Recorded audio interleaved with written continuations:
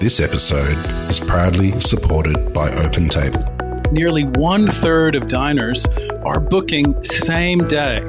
So they're making those decisions on the spot. And 10% are making their bookings within just a few hours. And so it's why it's so important to have booking software like OpenTable, which allows your diners to discover you. And so when restaurants are on platforms like OpenTable, they're much more likely to be discovered. We help diners to connect to restaurants. Ultimately, having technology, using technology, helps you to reattach to those diners. Experience the power of OpenTable. For an exclusive offer, visit restaurant.opentable.com.au/DITW. I love getting up in the morning and going and processing or going and do my nets. It's a different life. When you talk to people about it, they're like, wow, that's so amazing. You're like, yeah, that's what I do for a living. Like, it's not 9 to 5. It's not sitting at a desk. It's something you've got to be born and bred to do. This is Fish Tales, a seafood podcast. I'm John Susman. The Gulf of Carpentaria is a large, remote, shallow sea shared by the Northern Territory and Queensland, bounded by Arnhem Land to the west and Cape York Peninsula to the east. Cape York is one of Australia's last great wilderness areas. Katie Simmonds is a fifth-generation Barramundi Fisher, based out in this wild country, working from an isolated frontier fishing camp more than 700 kilometres from her home in Cooktown. She spends 3/4 of the year here. This remoteness could be daunting for most. For Katie, it's where she grew up, where she works, and where she loves to be. I'm Katie Simmonds. We are a fisherman out of the Kendall River, so that's north of Pomperol, and I live in Cooktown some parts of the year, and then the rest there. I think I was about 3 months old when my mum and dad took me out fishing. They worked for my grandparents, and then they saved up and bought a boat named the ET, and I grew up there with my younger two brothers. Most of it is just having to do our schoolwork by the air and then hanging to go and do net, mum and dad, and crab pots and go and do our own fishing. Because it was always an adventure, fishing. Oh, I think it's just where I was born, bred. Like my parents raised me. I lost my father and my brother in the Gulf. And then now I've got 3 of my own kids, so I want them to experience the life I got to grow up with. When I got together with my partner, I took him up there, and he loves the ocean as well. It's just something easy about the ocean. It's always, I don't know, it's just somewhere, it's home. It's where we came to. It's where I was brought up. It's just home. The western coastline of Cape York is not as rough as other parts of the Gulf of Carpentaria, enabling inshore seagrasses and mangroves to flourish, especially along the river mouths of the estuaries, where the mixing of fresh and marine waters plays an important role in the development of marine life, which is abundant in this region. This part of the Gulf of Western Cape York is some of the wildest, most hostile terrain in Australia. We fish from February to the start of October out of the Kendall River, so it's on the west coast of Queensland. It's wonderful. It's to get there, you go through the maddest little goat track, and then you come out onto a beautiful beach. It's about 19 kilometres of beach, and you travel along that, and then you go into a bit of scrubland. And on the side of the river is kind of our big camp is in the mangroves kind of thing. Nana and Granddad have been there for 48 years, probably longer. So yeah, we've got quite a camp there. They've got everything you have in town. So plus the boats on wharfs, and yeah, we're a couple of miles in from the mouth. So it just winds up the river. It's about 3 bends up. It's quite wide. There's a lot of mangroves, but we're on like a bit of a flat with ridges, and we've got a pretty decent sized house.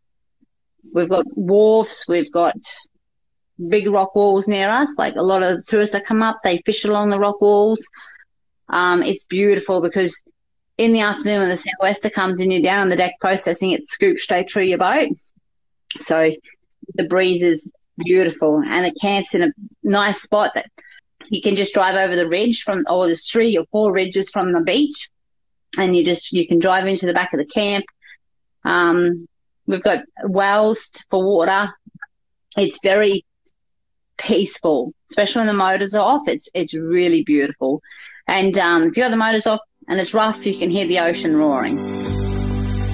Who could have imagined what influence comedian Paul Hogan would have on building the mythology of one of Australia's most iconic fish, the barramundi? In his 1986 movie, Crocodile Dundee, Hogan cemented in history the status of this most majestic marine beast from the wilds of North Australia. Although this member of the sea bass family is found in many tropical waters throughout the globe, it is the Gulf barra that has become the most famous. Revered as a quintessential Australian brand, the name barramundi, after all, is derived from an Australian Aboriginal word meaning large-scaled river fish. So we catch barramundi, king salmon, all our byproducts. We don't throw anything away. I believe if we catch it and it's dead, we use it. Like, it's not just it's not wasteful. But we can catch it from barramundi to king salmon, jewelfish, grunter, blue salmon. For the first half of the year. The second half of the year, we catch grey mackerel, shark, and the odd Spanish. So we have nets. So a lot of people call them square hooks. They're like a nylon net that we put out. And per license, we can have, I think it's 6 sheets in the river or 12 sheets out the front. So we can fish either or, river or out the front. And we just set them with our dinghies, anchors on either ends, buoys with our symbol numbers on them, and yeah, it's very, very easy, but you got to have a good back, nice strong shoulders. So a net could stay in the same spot for a couple of days if it's catching well. We check it every 4 hours though, so right through the night during the day. It doesn't give it enough time for the fish to die. Like, you're still getting nice fresh fish all the time. So they come out of the net into your dinghy, and then we take them home into what we call brine tanks. So they're tanks full of salt water that are freezing cold to stop the product from going rotten. And then we'll get it out and we'll process it. So it's filleted, skinned, trimmed up, and packed and straight into a big snap. So within 6 to 10 hours, you've got a frozen block of fish. So once we've frozen it, it goes on to a barge, goes around to cans, and we sell to Neil Moretto. He's Lenrex, and he just sells it all over Australia. I don't really. Sometimes some of it used to go to WA, but these days I don't really know. But I know it doesn't go outside of Australia. Life in a fishing camp is essentially a 24-hour job, 7 days a week for 8 months. This is an around-the-clock job with high water temperatures and such an energetic fish. Keeping the catch fresh is a task which demands constant attention and management. We get up about 5 o'clock in the morning. Between 5 and 6, we have our cup of teas and a bit of toast, and we'll go and do our nets. It just depends who we've got working. If it's just me and my granddad, Dave, he'll go and do his nets. I'll go do my nets. Come back, we'll chuck our fish on the brine and chuck our fish on the deck and put them in the brine. And then we'll go up and have a bit of brekkie. It's 10 o'clock or something. And then as soon as we finish brekkie, we'll come down and we'll process all into it. And then in between processing, if we're going to go do our nets, we'll pull up and go do our nets, and then we'll come back and finish processing and then scrub down and go and do our nets again and get ready for the afternoon. It's the same thing each day, but just something happens, different happens each day kind of thing. It's not a repetitive process. You can go at the front and it can be that rough you can't even see your nets, or you can go out the front. It's just, there's a boat out there you want to go and say hello to. It's a different thing every day, but just the same, get up, go and do your nets, come home, process, go and do your nets, come home, have dinner and bed. Whilst the barramundi gets much of the publicity and is the primary money catch for Katie, there are equally other important species caught in the small gill nets used to catch fish in this part of the Gulf. For her, the king salmons, blue salmons, threadfins, mackerels and sharks are even more tasty. For her, targeting the highly prized sea-run barramundi is key to their success though. Anything sweet between king salmon, grunter, jewelfish, grey mackerel's not too bad. We eat a lot of pomfret in the mackerel season. Barra's a money fish. Everyone just thinks, barra, it's good. It's good eating. and it's good, got a good name, so it's good eating. But I don't know, it's good for some stuff, I guess. But if you're after me, it's not bad for sure. Do you get freshwater bad? Usually they're black or really dark, and they got a real muddy taste to them. They're real gritty and a bit slimy kind of tasting. I don't know. You can just taste the muddiness in them. Whereas Barra, you get silver or gold, and they just got this nice, salty, clean taste. Like it's fresh. It's no gritty, no muddy, no sourness. It's they're just a clean fillet kind of thing. The far north of Australia has bred many unique and special characters. Dave Ward has been fishing in the Cape and the Gulf since the fishery was established. A pioneer of these waters, fishing is definitely in his blood, providing inspiration and motivation, often by way of a boot in the backside for extended generations of his fishing family. Oh, he's an old rogue. He's one agile old bastard. He's I think he's 72, and he can just run rings around any young person I've ever seen in my life. But he won't give up fishing. He's too passionate about it. It's his happy place. When I first started working for him, we used to blue. He was too bloody bossy back then. But he is my best friend. I've worked for him. I was 15 when I started working for him, and I've just turned 30. So he's a very good boss. He's a very fair boss. He has a bit of trouble moving with the times, but he's doing it. And he's still fishing and still working hard at 72, and I completely respect that. And I'm proud that my kids get to see that. Father and son fishing combinations can often be fractious. Grandfather and granddaughter combinations are rarely heard of, and rarer still heard of to be successful. For Dave and Katie, their relationship, bonded by blood, literally, and Barra, has proven to yield mutual respect, admiration, and an outstanding quality of catch. We had to unload one year, and it was really rough, but we had to get this fish on the boat. And we went out the mouth with the big boat to meet the mothership, and it was gigantic seas. And I remember we had to turn sideways with the ocean, and it was big waves coming on the side of the boat, and the whole boat laid over. You could see the keel, and the prop was out of water. And he just turned around at the door and he just shook his head at me with his massive eyes, like, what are we doing? Are we crazy? And we had to get out of the dinghy onto the boat, and I just remember his look on his face thinking, like, why are we doing this? We're psychos. Like, I'll never forget. So we've had some really good adventures. We've been in a lot of rough seas and a lot of stuff at the camp. He shot me a couple of years ago. I think I was about 19. We weren't even fishing when he did it. So I was still yakking.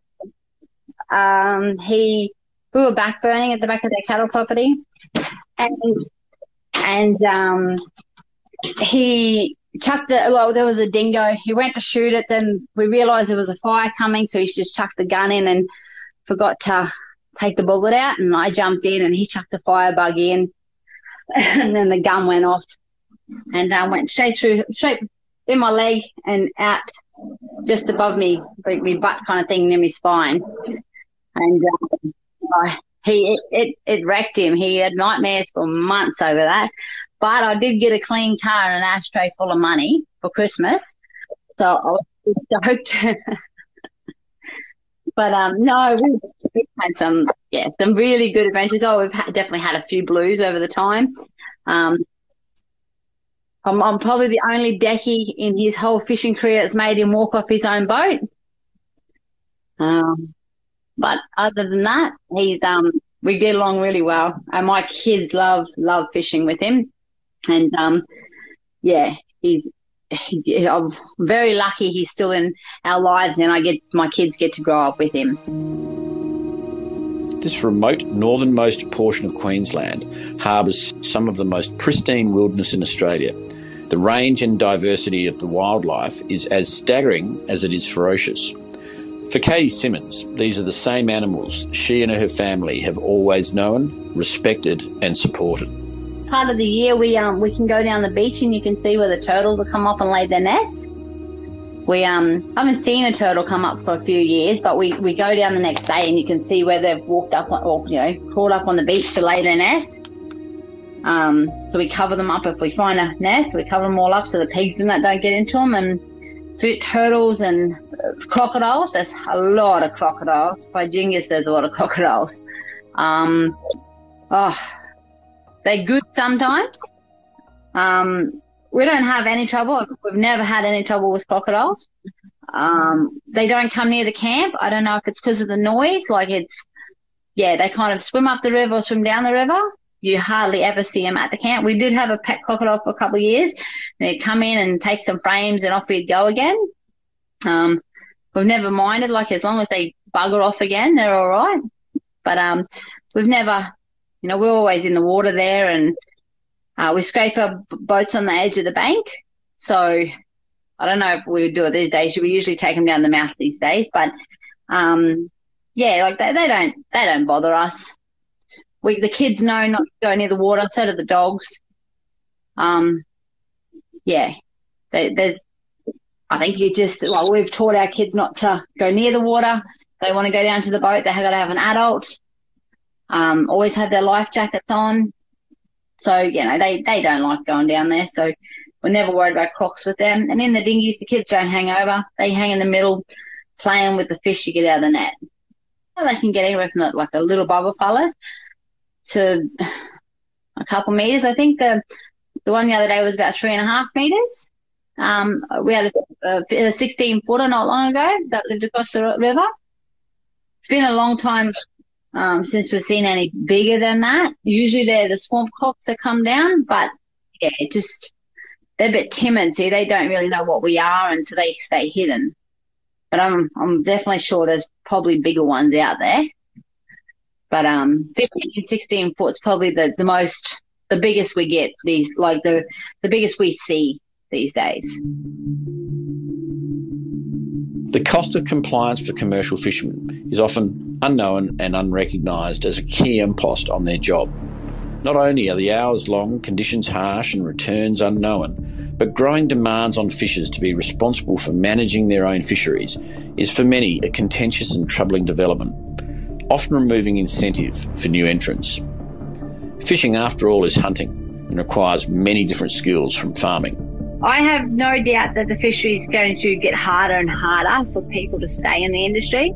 The rules and regulations and that, it's just nearly becoming impossible to be a fisherman. So it's getting to the point that people don't care whether it's caught in Australia or not. They just want fish. And it's making it hard for the fishermen in Australia or us in Queensland to actually just go about our business, and we don't hurt no one. None of us have been fishing the same river for all these years and making good catch, good fish. So we don't flog the country every year. It just gets better, or it has just a neutral year. There's still a lot of fish around. I guess people's got different, the older generation, a lot of them have left. They couldn't handle the rules. And the younger generation just don't want to be bothered. For me, I'd love to go and go fishing, but it's just starting now would be going backwards too far. Katie Simmonds is an inspiring person. Growing up in the remote wilds of Cape York, with a true love of her environment, her job and her family, she still holds great hopes for the future. But perhaps she might be the last of one of Australia's great wild barramundi dynasties. I stick around these days that my kids can have the same things I got to have as a kid. Got to have the adventures, and so do they. I love getting up in the morning and going and processing or going and do my nets. It's a different life, and you talk to people about it, they're like, wow, that's so amazing. You're like, yeah, that's what I do for a living. It's not 9 to 5, it's not sitting at a desk, but it's something you've got to be born and bred to do. It's got to be who you are.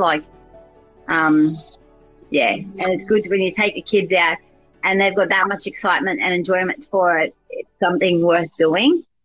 I don't do full seasons anymore, kind of, because I've got the kids, one in school and a little one. But even doing the mackerel season, it's an adventure to go up and do it. And I think these days everything's so fast. Like when I was a kid, it all seemed so slow, and you have to do this and you got to do that. These days, you get up in the morning, and next minute you're going to bed. It's just so many things to do, and to go fishing, it kind of slows down, and the kids get to enjoy the day. And yeah, see, I work for my grandparents, so when they probably finish up, my mum's a fisherman as well, and if they finish up and she doesn't, I'll probably keep going up to help her. For me to go into fishing now, like myself and my partner, probably will never happen. We're quite happy with our cows and our little block of land, but it is, as long as Nan and Granddad are still fishing, I'll still be there to help them.